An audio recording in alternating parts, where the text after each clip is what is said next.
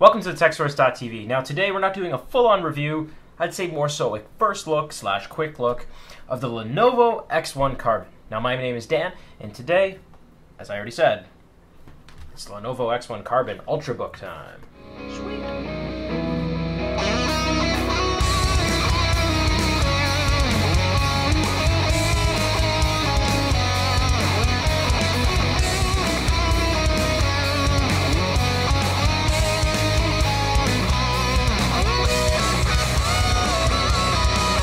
Alright, so welcome back, and today I'm just going to take a quick look and, I'd say maybe a mini review of the Lenovo X1 Carbon. Now, I only have a short while with this notebook, and you saw it on the show about a week ago or so. So basically, just want to quickly, in summary, explain what this is. This is a 14-inch screen Ultrabook with a profile of a 13-inch notebook, which is pretty awesome, and then they do that with the really small bezels here. It's super thin, as you can see. It's like thinner than my it's actually thinner than my BlackBerry, even when the screen is closed. So that's the profile there. The back. The bottom of the notebook, as you can see, has nothing on it, minus a Windows 7 Pro key. Comes with an i5.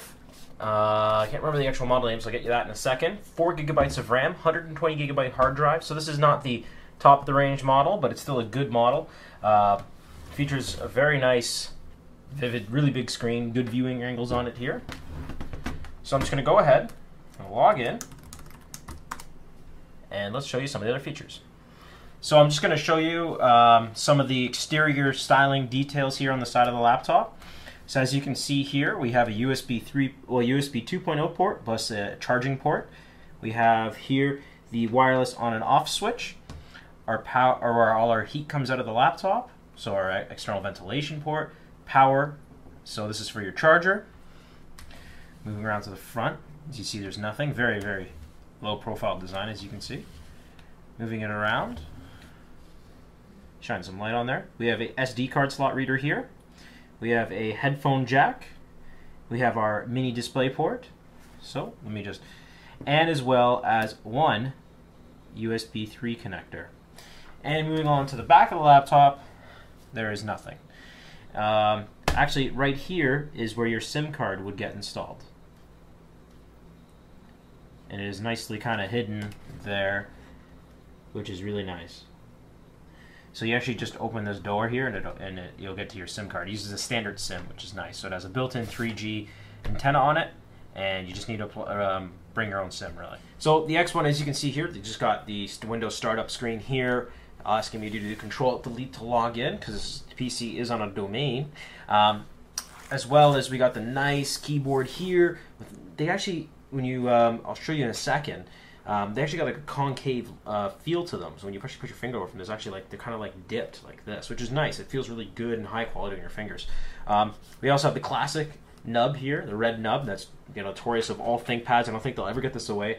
A lot of their users, I know they're more old school users or people who don't really like trackpads as much. Now, trackpads of ThinkPads have always been good and super accurate compared to other laptops I've used. Now, this is a pretty good trackpad, but I'd say this is probably not their best work, this one. But I will go in depth of how that one works. I'm just going to quickly first show you. Let's check out the keyboard and some of the things about it. So, with the keyboard here, we have it's a backlit keyboard. This is really nice. And there's 3 settings in total. So we are on the highest brightness. You can turn the backlit off if you want it off. We have a low brightness setting. As you can see, it's not as bright. We have a higher brightness setting. Why you need high and low, I don't know, but there you go. You have both settings. You have all 3 settings to whatever you need. As well as this is a US standard keyboard, so no multilingual keys or anything like that. To me, I personally like those. I've used multilingual keyboards. I don't like them because sometimes you get smaller shift keys and weird things around here for other languages. Now it's typical in Canada to get those because we have English and French-speaking people here. So a lot of laptops do come with the multilingual keyboard out of the box. But it's nice to see it with a standard US keyboard for me personally. So if you guys are in other countries speak other language, you're like, blah, blah, blah, blah, blah, and it's like, that's my personal opinion. So, anyways, other cool things is the function key here is here on the laptop and is right here beside the control button on the end of the keyboard, not set in. I hate when they do that. I like it at the end, just because it's easier to get to instead of putting it here, because then you have control and then you're like, oh, you're gonna hit control, and then you hit the function key and you're like, oh. So that's nice there. It's good for when you're playing games. Meanwhile, it's not really a gaming laptop, but I just like it there. As well as just the overall aesthetic here, the way they kind of designed it. There's nothing crazy, no speaker grills, nothing. It's very clean, minimalist. As well as we got the fingerprint reader here, as you can just log in with that. I don't have it set up yet. And we also have these, check out this, the Windows logos and the i5 logo. Look at that, black. That looks really sharp. And as well as the Lenovo Enhanced Experience 3. And I'll show you what that is in a second. Come on, phone, stop messing up my recordings. So let's go ahead and take a closer look at the trackpad. So as you can see, the trackpad's got no buttons on it. It's a smooth trackpad. You can right click or left click on it. You have to click on the sides. And then we have and then you can just do all the things. There's actually pinch zoom functionalities. There's extra functions they've installed in this trackpad, which is kind of nice. So there is, like, Lenovo's added their drivers in for it, so you can do a lot of cool things with that. So it's almost like a full touchscreen. So this would, I think, if you installed Windows 8 on this laptop, why would you do that and ruin an awesome laptop by installing Windows 8? Blow my mind. But it probably would be easier to use Windows 8 with this trackpad. But I would still stick with Windows 7 Pro that it came with, because this is a professional work laptop. None of this child's play with Windows 8 and not doing proper work. God. If anything, it's all Linux on here. Moving up, we're going to take a look at the nub. So the nub is, if you're not familiar with it, old laptops before trackpads had this. This is how you navigated. I love the nub, absolutely love it, because it's very accurate to navigate with. Not a lot of hand movement is required to navigate around, which I like. So and it's just, for me, it's more comfortable personally. This third click here, you can program it as a zoom or a general button. I just generally set, or like many functions it actually has, you can set it up as. I keep this generally as a general button, so when you click it and you scroll down, it's kind of like pushing in it's kind of like almost like pushing in your mouse wheel, and for the scroll down, up and down web pages. As well as you can close tabs and things like that with this, so it's really nice when you program that as a general button. Left and right click buttons got nice tactile feedback, nothing too loud, very nice. The keyboard, let me just mute the thing here. As you can see, the keyboard is, I'm just going to type the text source here. It's nice. It's not super loud or clanky or anything like that. It's got nice feedback. This is not a mechanical keyboard to be expected on a laptop. Come on, guys. But it is a nice keyboard, and it's great for typing, because that's what Lenovo's are meant for. You're just working, doing lots of typing and things like that. So the text source, typing away, being a boss and just writing emails all day. This is what you do when you're working. All right. Anyways, as well as the function keys, there's all the other function keys up here too if you hit the function button. So that's really nice. It's a good keyboard, a nice layout. The arrows, even here, if you're playing any games that require any arrows or anything like that, using the arrows, they're nicely sized too. So everything, even the delete key, is all nicely sized. So you can see that. It's a nice keyboard. And I'll show you that concave on the key. So you can see how the key right there, see the way that's kind of raised, fits really nicely in your finger. So let's check out some other features here. So on the top here, we can see the mute button, volume up and down, microphone mute, the Lenovo Enhanced Experience 3.0, Wi-Fi activity, along with the hard drive activity, whenever that decides to bleep, or beep, or flash, or whatever, as well as our power button here. So that's nice. Nice hinges right here. Lenovo X1 branding, and the other hinge in the Lenovo branding. So I'm going to go ahead and log into Windows, and I'm going to show you some of the other things that they do include on Windows. So I'm just going to quickly show you a few things about the laptop here. Specifications mainly. As you know, it has an Intel i5, but it also has 4 gigabytes of RAM. The i5 is a 3317U, so that runs at 1.7 gigahertz, and we have 3.73 gigs of memory available. So it uses the Intel 4000 graphics for its video. So that's pretty cool. We also got 2 hours left of battery life right now, so I'd say we're at about 85% right now, which is nice. Lenovo does install this cool little battery app. It's called Power Management or something like that. So let's get the camera here closer so you can see it better. See that little battery down here? So that's kind of neat. It's better than, I guess, to say the Windows one. Is it really necessary? No. But it's a cool app that they do install. So it's the Power Management version 6. as you can see here, we have the laptop in full performance mode. And, you know, with a full charge, we'll get about 3 hours at full performance, as well as it shows how many watts you're using, how much remaining battery, CPU utilization, and Intel Turbo mode is now enabled. So we're going to make this beast faster. Also, it features a 1600 by 900 resolution, which is really nice. And now you can hear the fan ramping up in this thing. So I just turned on the turbo mode. Cool. Might need to turn that down because I don't want that fan running the whole time. So let's disable turbo mode. There we go. As well as the score is a 5.8 on the Windows Index score. I'm going to run a 3D Mark in the base. I guess we're going to run it in the base mode. Just got to install that. So when this also features an SSD as well. So we have 120 gigabyte SSD. We have 96.1 gigabytes usable.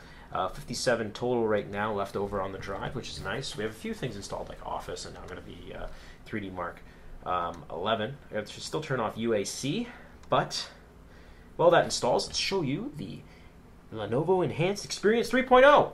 Bam! So push that button, and you get this wonderful kind of interface on this laptop. So it kind of shows you all different things. It's like, yo, sup, you don't have any virus. And it's like, I don't care, because I'm going to install my own. And it shows the wireless radio's on, and there's messages in my center, and my speakers are muted, my volume's at half, along with my mic is muted. And as camera options, there is a webcam up here with stereo mic. You can lock your PC, shows my brightness is at full, because I'm blind and I need it bright. And also you can get all these other cool little apps. So it's like, yo, sup, you can go on the internets with Internet Explorer. And yeah, cool things like that. So it's a pretty useless tool. I would uninstall this. I don't see the point of it. If you want tiles and things like this, then just install Windows 8 because it's better than this tool that they provide. So, but this is how you get Windows 8 in your Windows 7. Why would you do this? I don't know. You just escape to get out of it. But anyways. 3D Mark 07, I mean, not 07, but 2011, 3D Mark 11 just finished. We're running version 1.0.3.0, which it said is the newest version. Just ran it, and our score was performance points 594. So this is not a performer. Physics score was 3,000. Our combined score was, our graphics score was 512. Now, I bet if I ran the entry-level score, it would do a lot better. So as you can see, it ran a Intel. We have an Intel i5 3317U processor and the Intel HD 4000 graphics, and there's only one of them. So, not the greatest, I'd say, you know, kind of hardcore gaming laptop. You can't really do much on it. And it said the drivers are as well not approved. So, oh well. But that is because it uses Lenovo drivers for the video card. So, there you go. There's all the stats for it. And it has, oh, it says right here, a SanDisk 120 gigabyte SSD. So, right there. This is a SanDisk SSD. So, here, I'll zoom in on that. So there is all the specs of this system. There's our score. So, in conclusion, I gotta say this is a pretty neat, good laptop. So let's finish this off by using the webcam. There, now you can see me better. So, in conclusion, this is a pretty good laptop, you know, it's not a gaming laptop, or it's not a, it's nothing crazy, but it's a great laptop if you want a lightweight laptop that is, you know, also, it does, you know, great battery life. You can play light games on it, but you're not really, you know, gaming on it. So, like, it's good for work. It's good for, you know, if you just need a laptop to kind of do things, you know. There will be an i7 version coming out, but they all still feature the same Intel 400 graphics. You can't get dedicated graphics, and there will be an 8 gig model of it soon. So if you do want that, you know, stick around, hold out a little bit. But as this model sits, I think it's about $1,300 with tax here in Canada. That's not bad for what you're getting, because you're considering you are getting something that is relatively thin, and something that's, like, you know, it's thin, it's lightweight, it's portable. For an Ultrabook, that's kind of the set price. It's a little bit more than other Ultrabooks, but this one is also very durable. I think it looks good aesthetically. It's not too flashy or anything like that. It's very clean, basic, and honestly, it just gets down to business, and it just does what you need to do and be a rock-solid laptop. for the time I've had it with me and I've been using it, and now I've played with two of them at the exact same model as this one. They've had no issues so far, so that's good. And Lenovo so far, you know, even though this laptop has just become available in Canada and it's just come to market, that's good to show. That's good to see that, you know, we haven't had any issues with them yet. So, well, I'd like to see how this laptop will be future down the road, and I'll definitely give you guys an update in our news video because I won't have them on hand. But if I do see any issues with them, I'll let you guys know, because this is so far really impressed and looking like a replacement for my T61P. So see you guys around next time. Please remember to like our Facebook page, and also or to subscribe to our channel up there somewhere. It's up there, yes. And also just, you know, I don't know where I'm going with this. So see you guys next time on TechSource.tv. Webcam, no FaceTime, but oh.